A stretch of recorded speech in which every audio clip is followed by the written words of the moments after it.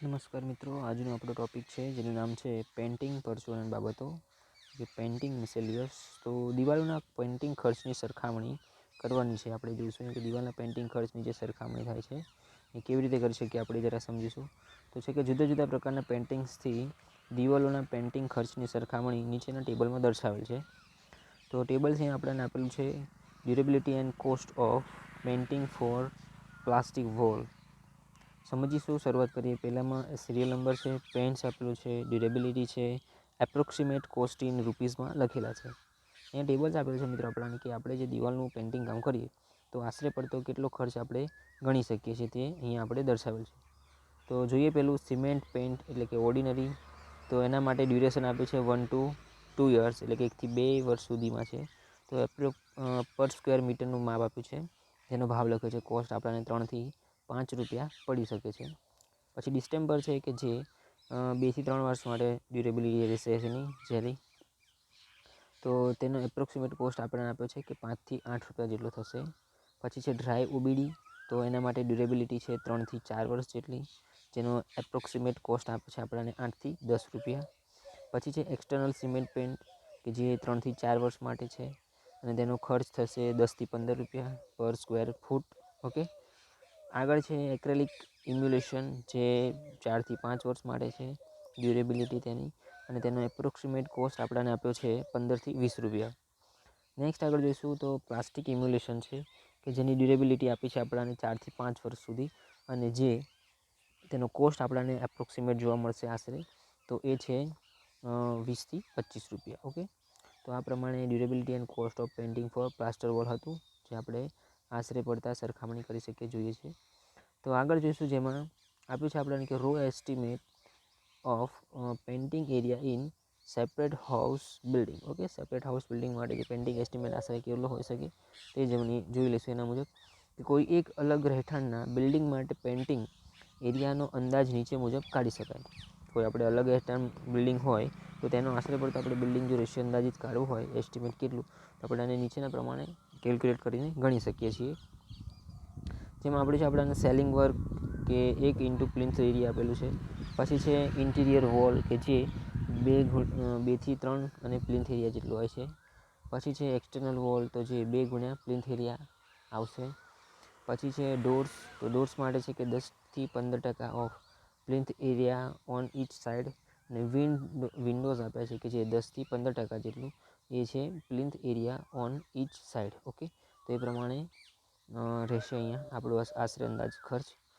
આગળ છે કે ડેલી આઉટપુટ ઓફ પેઇન્ટર્સ, કે ડેલી પ્રમાણે આઉટપુટ પેઇન્ટર્સ કેટલો આપણને આપે છે કે પેઇન્ટિંગના એક કોટ માટે પેઇન્ટરનું આઉટપુટ નીચે મુજબ લઈ શકાય. કે આપણે ડેલી પ્રમાણે જે કારીગર હોય પેઇન્ટર એને કેટલું આપણે આઉટપુટ આપી શકીએ ગણી શકીએ એ પ્રમાણે જોઈએ.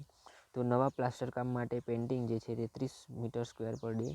જૂના પ્લાસ્ટર કામ માટે પેઇન્ટિંગ જે છે તે 35થી લઈને 40 મીટર સ્ક્વેર પર ડે, અને બારીની ગ્રીલનું પેઇન્ટિંગ કે જે 20 થી લઈને 25 મીટર સ્ક્વેર પર ડે જેટલું આઉટપુટ આપણને મળી શકે છે. આગળ છે કે જુદા જુદા પેઇન્ટિંગ્સની કવરિંગ કેપેસિટી. તો જુદા જુદા પેઇન્ટિંગ કવરિંગ કેપેસિટી નીચે ટેબલમાં દર્શાવેલ છે એ પ્રમાણે સમજીશું. જેમાં ટાઈપ્સ ઓફ પેઇન્ટ આપેલા છે અને કવરિંગ કેપેસિટી પર કોસ્ટ ઓન ન્યૂ સરફેસ લખેલું છે. તો જોઈએ પહેલું કે ઇન્ટિરિયર વોલ પેઇન્ટ્સ, જેમાં વ્હાઇટ વોશ માટે છે 6 થી 7 મીટર સ્ક્વેર પર કિલોગ્રામ. પછી છે કલર વોશ માટે 5 થી 6 મીટર સ્ક્વેર પર કિલોગ્રામ. સિમેન્ટ પ્રાઇમર છે એના માટે 12 થી 15 મીટર સ્ક્વેર પર લીટર છે. પછી છે સિમેન્ટ પેઇન્ટ, જેમાં ઇન્ટિરિયર લાઇક સ્નો વેસ છે, બરાબર, સ્નો સેમ છે, કે જે 4 થી 5 મીટર સ્ક્વેર પર કેજી છે. પછી છે કે ડ્રાય ડિસ્ટેમ્પર. તો ડ્રાય ડિસ્ટેમ્પર છે તેના માટે આપેલું છે આપણને તો 17 થી 22 મીટર સ્ક્વેર પર કેજી છે. ઓકે. ઓબીડી આપેલું છે આપણને, તો ઓબીડીની પણ લખેલું છે કે 10 થી 12 જે છે મીટર સ્ક્વેર પર લીટર જરૂર પડશે. ઓકે. આગળ છે ઓર્ડિનરી એમ્યુલેશન પેઇન્ટ કે જે 22 થી 25 મીટર સ્ક્વેર પર લીટરની જરૂર પડશે. પછી છે કે એક્રેલિક પ્લાસ્ટિક ઇમ્યુલેશન પેઇન્ટ કે જે 17 થી 22 મીટર સ્ક્વેર પર લીટર યુઝ થશે, કે જેમાં કવરિંગ કેપેસિટી પર કોસ્ટ ઓન ન્યૂ સરફેસ આ પ્રમાણે લખેલ છે. ઓકે. તો નીચે પણ આપણને આપેલું છે. એમાં ઇન્ટિરિયર જોયું, હવે એક્સટિરિયર પેઇન્ટ છે તે જ પ્રમાણે મેટલ એન્ડ વુડ પેઇન્ટ છે. ઓકે. તો સેમ થોડું છે એ પ્રમાણે તમે જોઈ લેજો. નેક્સ્ટ આગળ એમ જ આપેલું છે આપણને કે પ્રિઝર્વેટિવ એન્ડ વાર્નિશ, બરાબર. શું છે? પ્રિવેન્ટિવ્સ એન્ડ વાર્નિશ. તો વાર્નિશ માટે પણ આપેલું છે કે જો વુડ પ્રિવેન્ટિવ હોય તો તેના માટે 14 થી 16 મીટર સ્ક્વેર પર લીટર જેટલું જોઈશે. પછી છે કોપાલ પોલિશ જનરલ પર્પઝ, તેના માટે પણ 14 થી 16 છે, બરાબર. ફ્રેન્ચ પોલિશ માટે પણ 14 થી 16 છે. મેલેમાઇલ જે ફર્નિશ છે જેના માટે બ્રશિંગ અને સ્વાપિંગ છે તે 8 થી 10 અને 5 થી 6 મીટર સ્ક્વેર પર લીટર જરૂર પડશે. ઓકે મિત્રો, તો આ પ્રમાણે જોયું આપણે કે જે ટૉપિકનું નામ હતું આપણે શું જરૂર પડશે, બરાબર, કે પેઇન્ટિંગ પરચુરણ બાબતોમાં કેટલી જરૂર પડશે તે લખેલી છે. તો નેક્સ્ટ આગળ જોઈશું આગળનો ટૉપિક જેનું નામ છે આપણી પાસે અહીંયા કે ઘરની ઇલેક્ટ્રિસિટી સિસ્ટમ. આપણા ઘરમાં જે ઇલેક્ટ્રિસિટી સિસ્ટમ છે તો એને કેવી રીતે આપણે યુઝ કરવાની છે અથવા ડિસ્ટ્રીબ્યુટ કરીશું અથવા કંઈક પ્રોબ્લેમ હોય તેનું સોલ્યુશન આપણે કેવી રીતે આપી શકીએ છીએ, તો એના વિશે સમજીશું. એના વિશે આજે ભણવાનું છે આગળના ટૉપિકમાં. તો એમાં સમજીએ કે બિલ્ડિંગોમાં વપરાતા ઇલેક્ટ્રિકલ ઉપકરણોનું આયુષ્ય સ્ટ્રક્ચરલના વિવિધ ભાગોના આયુષ્ય કરતાં ઘણું જ ઓછું હોય છે, બરાબર. શું કહે છે કે આપણે જે ઇલેક્ટ્રિસિટી સિસ્ટમ જે છે તેમાં જે વપરાતા ઉપકરણો છે, બરાબર, ઘણા બધા ઉપકરણો જે આપણે જાણીએ છીએ, સ્વિચ છે, light board, okay, switch, light board, પછી ટ્યુબલાઇટ, પંખા, ફેન, ગમે તે ઇલેક્ટ્રિક વસ્તુ વગેરે વગેરે કે જે આપણે ઇલેક્ટ્રિકથી ચાલે છે અને તેને યુઝ કરીએ છીએ. તો એ જે છે કે જે સ્ટ્રક્ચરનો ભાગ આવે એના કરતાં કેવા છે? ઓછા ચાલતા, એટલે કે તેનું આયુષ્ય કેવું? ઓછું છે. તો ઇલેક્ટ્રિક સપ્લાયને વધુ સલામત બનાવવા માટે આધુનિક ઇલેક્ટ્રિક ઉપકરણોમાં ઘણા બધા સુધારા કરવામાં આવ્યા છે. શું કહે છે કે ઇલેક્ટ્રિક સપ્લાય જે છે સિસ્ટમ તેમાં પહેલાં કરતાં અત્યારે વધારે ઘણા બધા ઉપકરણોમાં, બરાબર, વધારો કરવામાં આવ્યો છે, જે આપણે જોઈએ છીએ ઘણી વખત. તો આગળ શરૂઆત કરીશું, આમાં જોઈશું. તો જેમાં શું કહે છે આપણાને, તો સમજીએ. જેમ કે જૂના મકાનોમાં ઇલેક્ટ્રિસિટી માટે ફ્યુઝ વાયર હતી સિસ્ટમ, બરાબર, એ હતી જે આપણે બદલીને નવા મકાનોમાં શું કર્યું છે? ઓટોમેટિક સિસ્ટમ મૂકી છે, બરાબર, એટલે કે એલસીબી સ્વિચ અથવા એમસીબી સ્વિચ મૂકી છે, જે અહીંયા આપણી પાસે છે. તો એમસીબી સિસ્ટમ મૂકવામાં આવી છે. તો એમસીબીનું ફૂલ ફોર્મ શું છે મિત્રો? અહીં લખેલું છે કે મિનિએચર સર્કિટ બ્રેકર. ઓકે, તો એમસીબીનું પૂરું નામ છે મિનિએચર સર્કિટ બ્રેકર. પછી આગળ છે કે બીજો સુધારો કર્યો છે, એટલે કે ઓટોમેટિક જે છે એમાં ઈએલસીબી સ્વિચ લગાડી આવી છે, એટલે કે બેસાડવામાં આવી છે. તો એનું પણ શું પૂરું નામ છે એ પણ સમજીએ આપણે. ઈએલસીબીનું પૂરું નામ છે અર્થ લીકેજ સર્કિટ બ્રેકર. ઓકે, આપણે જે અહીંયા જોઈએ છીએ જેને આપણે ઈએલસીબી કહીશું, કે એ બેસાડવામાં આવે છે કે જેથી ઇલેક્ટ્રિક જે સર્કિટ છે તેમાં થોડો પણ લીકેજ થાય તો તુરંત વીજ પ્રવાહ બંધ કરી દે છે. એટલે કે જે ઇલેક્ટ્રિસિટી પ્રવાહનો વાયર હોય અથવા જે સપ્લાય સિસ્ટમ છે તેમાં ક્યાંય પણ તેનું વેસ્ટેજ થતો હશે અથવા કંઈક પ્રોબ્લેમ ક્રિએટ થતો જોવા મળશે તો આ જે ઈએલસીબી સ્વિચ છે તે ઓટોમેટિક શું કરશે? તે પ્રવાહને રોકી દે છે. તો જૂના મકાનોમાં લાગેલી આ ઈએલસીબી સ્વિચ છે એ બેસાડેલી હોય તો મોટાભાગના કિસ્સામાં રોકી શકાતી હોય છે. કે આ પ્રકારે જો એલસીબી સ્વિચ મૂકેલી હોય તો કંઈક પ્રોબ્લેમ જોવા મળતો હોય તો તેને આપણે રોકી શકીએ છીએ. બિલ્ડિંગોમાં નવું ઇલેક્ટ્રિકલ વાયરિંગ લગભગ 20 થી 25 વર્ષ સુધી સારી રીતે કામ કરે છે. ત્યારબાદ સિસ્ટમને તેના પરફોર્મન્સ માટે નિયમિત ચેક કરતું રહેવું જોઈએ, બરાબર. શું કહે છે કે જો આપણે નવી સિસ્ટમ પ્રમાણે આ એલસીબી સ્વિચને બધું રેગ્યુલર યુઝ કર્યું હોય, સારી રીતે ક્વોલિટીનું વાપર્યું હોય ને જો લગાવ્યું હોય તો ઇલેક્ટ્રિસિટી સિસ્ટમ છે તે ઓછામાં ઓછું આપણે 20 થી 25 વર્ષ જેવું ચાલી શકે છે, બરાબર. અને ત્યારબાદ પછી તેને આપણે ચેકિંગ કરવાની જરૂરિયાત પડે છે. આગળ જોઈએ તો ફંડામેન્ટલ્સ આપેલા છે આપણાને અમુક. તો આપણે ઇલેક્ટ્રિસિટી ચાર્જ કે જે કિલો વોટ પર હવરમાં ચૂકવીએ છીએ, બરાબર, જે આપણે અહીંયા આપેલું છે કે કિલો વોટ હવરમાં દર્શાવેલ છે અને આપણે એ પ્રમાણે પૈસા પે કરીએ છીએ. ઇલેક્ટ્રિકલ એન્જિનિયરિંગમાં પાવર જે છે તે વોટમાં દર્શાવવામાં આવે છે. કે આપણે સમજીએ છીએ કે ઇલેક્ટ્રિકલ એન્જિનિયરિંગમાં જે પાવર છે એને આપણે વોટમાં દર્શાવેલ છે. એટલે કે પાવર ડબલ્યુ, વોલ્ટેજ વોલ્ટ વી અને કરંટ આપેલો છે એ એમ્પિયરને નીચે મુજબ સાંકળી સરખાવી શકાય છે, બરાબર. તો ડબલ્યુ બરાબર વી ઇન્ટુ એ રીતે આપણે લખી શકીએ છીએ. તો જેથી જો આપણે 15 એનો ફ્યુઝ 220 વોલ્ટના કરંટ સાથે વાપરીએ તો તે ફ્યુઝ આપણને શું જોવા મળશે? તો 220 ગુણ્યા 15 બરાબર 3300 વોટ, એટલે કે 3.3 કિલો વોટ મળશે. ઓકે, જે આપણે અહીંયા સમજી શકીએ છીએ. તો જેટલો પાવર સહન કરી શકે તેથી આપણે એક ફ્યુઝ દીઠ બિલ્ડિંગનો કુલ જોડાયેલો વીજભાર 3 કિલોવોટથી વાયર જે છે તે દેતા નથી, ઓકે, વપરાવા દેતા નથી. તેથી આપણે છે જે બિલ્ડિંગને જુદી જુદી સર્કિટમાં વહેંચી દઈએ છીએ અને દરેક સર્કિટ દીઠ 13A થી લઈને 15A સુધીનો ફ્યુઝ આપણે વાપરીએ છીએ. એટલે કે જે ટોટલ જે આવે છે 3 કિલોવોટ, બરાબર, તેને આપણે શું કરીએ છીએ, બધું એકી સાથે આપતા નથી, પણ અલગ અલગ સર્કિટમાં ડિવાઈડ કરી દઈએ છીએ જેથી કોઈ પ્રોબ્લેમ ઊભો ન થઈ શકે, બરાબર. આગળ જોઈએ કે load rating of light division. તો લોડ રેટિંગ લાઇટ ડિવિઝન શું દર્શાવે છે તે પણ આપણે અહીંયા જોઈ લઈશું, સમજી લઈએ. જેમાં આપે છે આપણને કે ઇલેક્ટ્રિસિટીના વપરાશનું બિલ કિલોવોટ હવર પ્રમાણે આપણે ચૂકવવામાં આવે છે. આપણે જે બિલ આપીએ છીએ કિલોવોટ પ્રમાણે ચૂકવીએ છીએ. તો ધારો કે 25 વોટનો લેમ્પ 40 કલાક સુધી ચાલુ રહે છે, તો 25 × 40 બરાબર 1000 વોટ થશે. માટે આપણે 1 કિલોવોટ જેટલો પાવરનો વપરાશ કરીએ છીએ એવું આપણે સમજી શકીએ.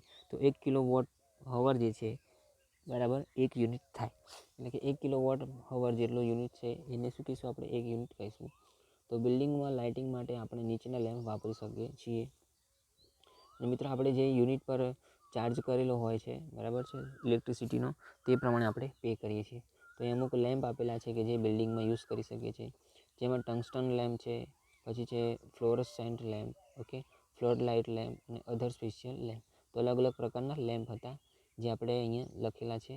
તેમાં પણ આગળ સમજીએ તો ફ્લોરોસેન્ટ લેમ્પ જે છે તે સમાન તેજસ્વીતા માટે અને ટંગસ્ટન લેમ્પની સરખામણીએ માત્ર 20% જેટલો વીજ પ્રવાહ વાપરે છે.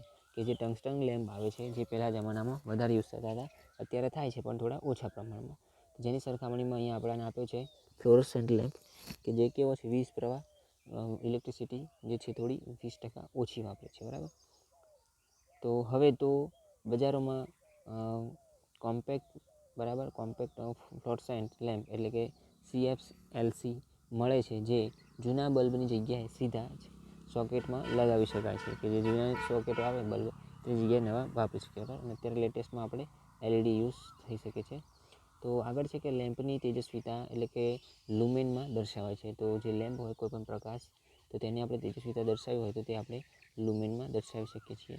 તો આપણાને અહીંયા આપેલું છે અમુક ઇક્વિવેલન્સ ઇન વોટેજ એન્ડ લ્યુમેન. તો વોટેજ લ્યુમેન દર્શાવેલા છે. તો અહીંયા જોઈએ કે ફિલામેન્ટ લેમ્પ છે જે ડબલ્યુમાં દર્શાવેલ છે વોટેજમાં. પછી છે ફ્લોરોસેન્ટ લેમ્પ જે વોટેજમાં દર્શાવે છે, અને લુમેન છે એ પણ અહીંયા દર્શાવેલ છે. તો ફિલામેન્ટ લેમ્પ જે છે તે 40 વોટેજ અને ફ્લોરોસેન્ટ લેમ્પ જે છે, ઓકે, એ બે અલગ અલગ પ્રમાણે ફિલામેન્ટ અને ફ્લોરોસેન્ટ પછી લુમેન છે, તે પ્રમાણે દરેકની કિંમત વસ્તુ અહીંયા આપણને વોલ્ટેજ જે છે, બરાબર, વોટેજ દર્શાવેલા અલગ અલગ છે. લુમેનમાં 40, 5, 390 અને 60, 11 તો 665, ઓકે. આગળ જોઈએ load rating of house hold application. તો લોડ આપણે જે પડે છે ઇલેક્ટ્રિસિટીનો એ કેવી રીતે ઇલેક્ટ્રિસિટીમાં અપ્લાય કરીએ, બરાબર, ડિવાઇડેડ કરીશું એ સમજીએ. તો ઘરમાં વપરાતા સામાન્ય વીજ પ્રવાહનો ઉપકરણોનો લોડ એટલે કે ડબલ્યુમાં નીચેના ટેબલમાં દર્શાવેલ છે. તો આપણે અહીંયા ટેબલ દર્શાવેલ છે એ પ્રમાણે કેટલો લોડ પડે છે, કઈ જગ્યાએ શું છે એનું સમજણ થોડું નોલેજ લઈએ આપણે. તો ઇક્વિપમેન્ટ્સ લખેલા છે અને કેપેસિટી આપેલી છે, normal hours of use per day અને યુનિટ પર મંથ. તો જનરલ લાઇટ કે જેમાં લેમ્પ છે, પછી તો લેમ્પ છે તેની કેપેસિટી 60 વોટની છે, બરાબર. જે નોર્મલ હવર્સ આપણે યુઝ પર ડે એટલે 5 કલાક સુધી ચાલતું હોય છે, જેનો યુનિટ પર મંથ લખેલો હોય છે. તો પર મંથ યુનિટ એનો કેટલો આવે છે, 9 કિલોવોટ જેટલો. એ જ પ્રમાણે ફ્લોરોસેન્ટ કે જે કેપેસિટી 11 વોટની છે, જે નોર્મલ 5 જેટલું ચલાવીએ છીએ આપણે, બરાબર, યુઝ પર ડે 5 કલાક, તો તેનો યુનિટ પર મંથ જેટલો છે કિલોવોટ 1.65 છે. તો બંનેની સરખામણીમાં કેટલો ડિફરન્સ જોવા મળે છે આપણે અહીંયા જોઈ શકીએ છીએ. પછી છે સીલિંગ ફેન. સીલિંગ ફેન જે છે અહીંયા દર્શાવેલ છે, જેમાં મીડિયમ સાઇઝ તો 60 કેપેસિટીવાળું હોય તો તે નોર્મલ આપણે 12 કલાક ચલાવીએ તો જે યુનિટ પર આપણને મંથ મળે છે કે 21.60 કિલોવોટ જેટલો યુઝ કરે છે પંખો.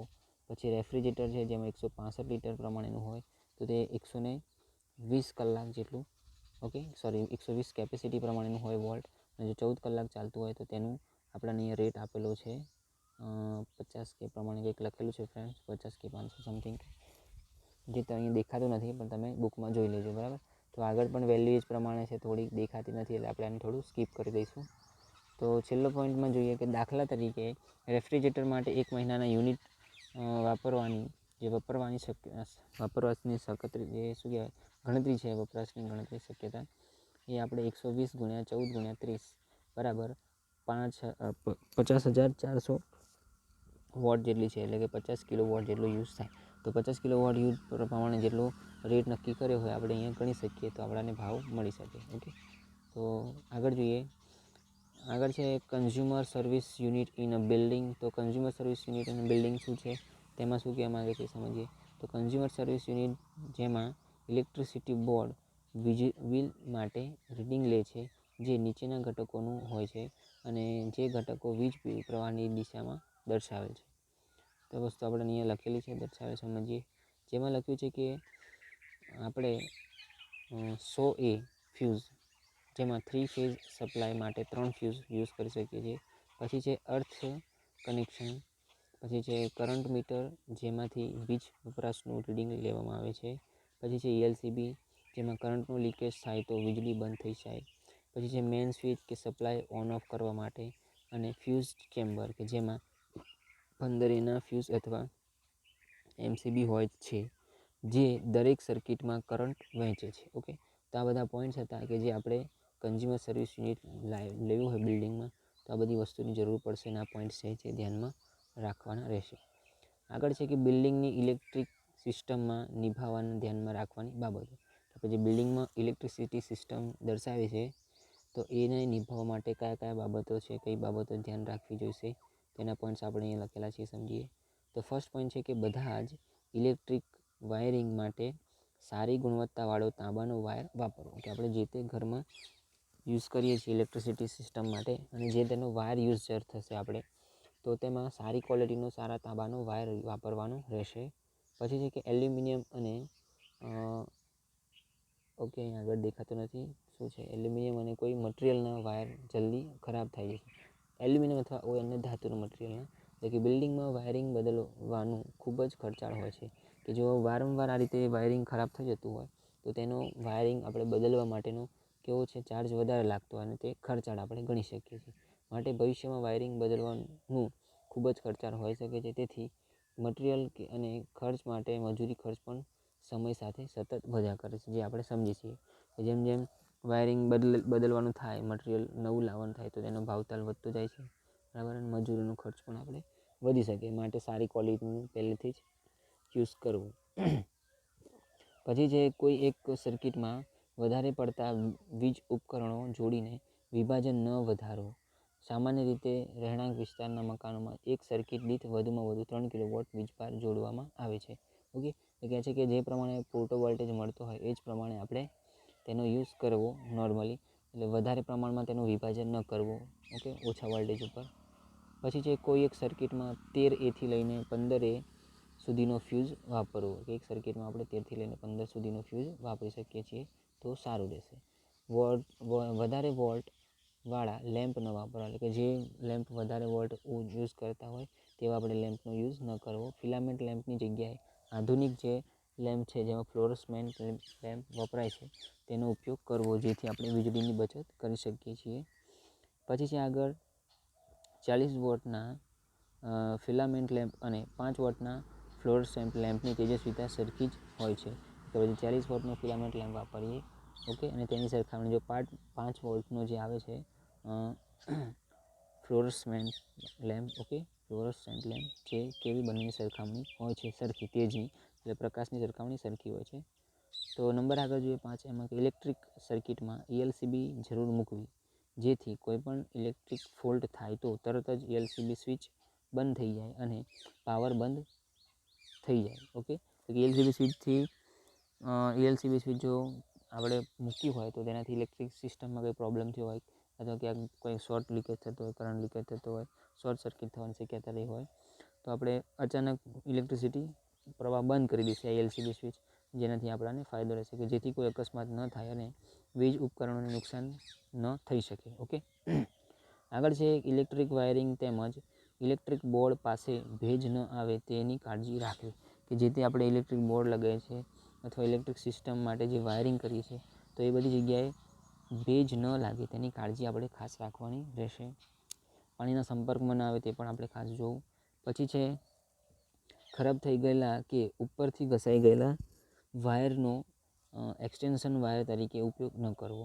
એટલે કે જે ખરાબ થઈ ગયો હોય, વાયર ઘસાઈ ગયો હોય, તેને આપણે બરાબર વધારે લાંબા સમય સુધી ઉપયોગ ન કરવો, અથવા બહારની કોઈ ખુલ્લી જગ્યામાં કામ કરવાનું હોય વાયરનું, તો તે જગ્યાએ આપણે તેનો ઉપયોગ ન કરી શકવો.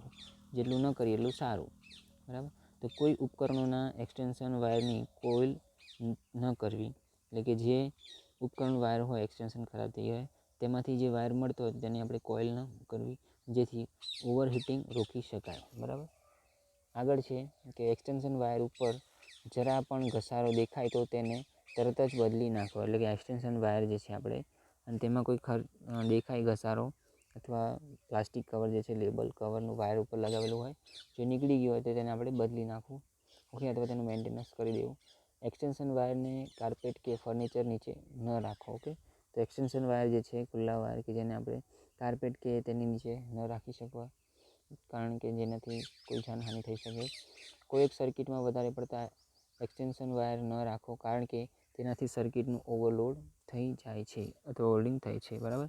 એક સર્કિટમાં જો વધારે પ્રમાણમાં કરીએ આપણે એક્સટેન્શન વાયર ઓવરલોડ કરીએ તો તેનાથી પ્રોબ્લેમ થાય છે, શોર્ટ સર્કિટ જોવા મળે છે. કોઈ વીજ ઉપકરણ બગડે તો તેનું રિપેરિંગ અનુભવી ઇલેક્ટ્રિશિયન પાસે જ કરાવો. કે કોઈ પ્રોબ્લેમ થયો હોય, ઇલેક્ટ્રિક વસ્તુ બગડી ગઈ હોય, તો જે અનુભવી કારીગર છે, અનુભવી ઇલેક્ટ્રિશિયન છે, તેની પાસે જ, ઓકે, કામ કરાવવું.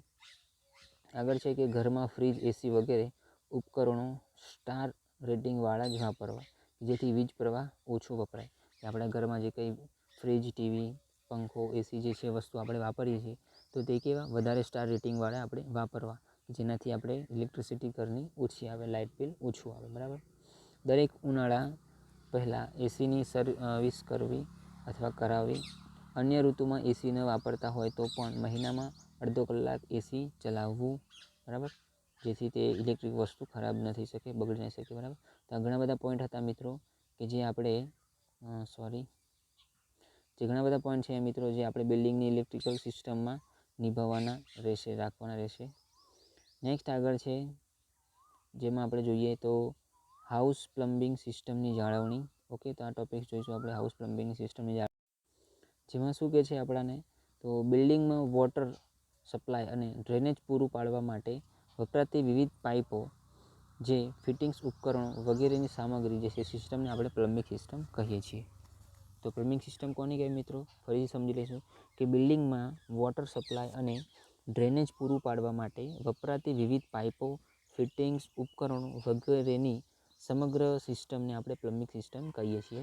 તો અહીં આપણને પ્લમ્બિંગ સિસ્ટમ આપેલી છે, જેમાં બે ટાઈપ્સ લખેલું છે. એક છે વોટર સપ્લાય સિસ્ટમ માટે અને બીજું છે સેનિટરી ડ્રેનેજ સિસ્ટમ માટે. તો બે પ્રકારે પ્લમ્બિંગ સિસ્ટમ થઈ શકે છે. તો વોટર સિસ્ટમ જે છે એમાં સમજીએ, વોટર સપ્લાય સિસ્ટમમાં તો તેમાં સપ્લાય અને ડિસ્ટ્રીબ્યુશન પાઇપ જોઈશે, પછી છે કનેક્શન્સ જોઈશે, પછી છે ડોમેસ્ટિક સ્ટોરેજ ટેન્ક્સ જોઈશે, પછી pipe fittings and features, okay. તો આ બધી વસ્તુનો વોટર સપ્લાયમાં સમાવેશ થાય છે. જ્યારે સેનિટરી ડ્રેનેજ સિસ્ટમ, જેમાં અમુક ભાગ આપ્યા છે, જેમાં ડ્રેનેજ પાઇપમાં કઈ પ્રકારે પાઇપ, તો soil pipe, waste pipe, okay, પછી એન્ટી સેફોન્સ પાઇપ. તો આ બધી અલગ અલગ પ્રકારની પાઇપ જે છે એનો યુઝ થાય છે. પછી એપ્લિકેશન શું આપે છે કે એ સેનિટરી ડ્રેનેજ સિસ્ટમ છે, તેનો શું હેતુ છે, મેઇન એપ્લિકેશન આપણે સમજવા જઈએ તો, કે જે આપણે WC એટલે કે વોટર ક્લોઝેટ માટે છે, પછી ટ્રેપ્સ છે, સિંક છે વગેરે જે એમાં જરૂર પડશે. પછી ઇન્સ્પેક્શન ચેમ્બર, હાઉસ સેવર લાઇન, આ બધી વસ્તુ જે છે એમાં સેનિટરી સિસ્ટમમાં આવશે. તો શરૂઆત કરીએ પહેલેથી, જોઈએ કે water piping system in building. આપણા મકાનમાં વોટર પાઇપિંગ સિસ્ટમ કરવી છે તો શું ધ્યાનમાં રાખવાનું છે ને તેના વિશે શું આપણે નોલેજ જોઈશે તે સમજીશું. તો મ્યુનિસિપલ વોટર પાઇપ જે છે તે લાઇન અથવા પાણીના અન્ય સ્ત્રોતમાંથી આવતા પાણીના બિલ્ડિંગમાં વિતરણ માટે વિવિધ પ્રકારની પાઇપ જે છે એ સિસ્ટમો વપરાય છે. તો અહીંયા કહે છે કે આપણી મ્યુનિસિપલ પાર્ટીમાંથી જે પાણી આવતું હોય છે અથવા અન્ય ડાયરેક્ટ પ્રકારે જે પાણીનો સ્ત્રોત મળી આવતો હોય છે, તો તેના માટે બિલ્ડિંગમાં જે વિવિધ પ્રકારની પાઇપ્સ છે તેની જરૂર પડે છે અને એ પ્રકારે સિસ્ટમ જરૂર વાપરવામાં આવે છે. તો અહીંયા આપણને આપ્યું છે નંબર 1 પ્રમાણે કે piping system using direct supply. તો ડાયરેક્ટ સપ્લાય માટે પાઇપિંગ સિસ્ટમ કેવી રીતે કરી શકાય, શું કરવાનું છે તો એ પણ અહીંયા લખેલું છે કે આ સિસ્ટમમાં મ્યુનિસિપલ પાઇપમાંથી લીધેલા કનેક્શન માટે બિલ્ડિંગમાં દરેક ફ્લોર ઉપર વિવિધ ઉપકરણોમાં સીધા જ પાણી સપ્લાય કરવામાં આવે છે, કે જે આપણે બિલ્ડિંગમાં જોઈએ છીએ મ્યુનિસિપલ પાર્ટીમાંથી ડાયરેક્ટ પાણી મળે છે, કે જેનો આપણે સીધો ઉપયોગ કરવામાં આવે છે એ સિસ્ટમમાં જોઈએ છે. તો આ સિસ્ટમમાં ઘરમાં સ્ટોરેજ ટેન્કમાં પાણીનો સંગ્રહ થતો નથી, તો કે ડાયરેક્ટ પાઇપલાઇનથી સીધો આપણે તેને યુઝ કરીએ છીએ. તો આ સિસ્ટમમાં પાણીનો પૂરતો સપ્લાય પૂરતા દબાણે મળી રહે તો જ તે સફળ થાય.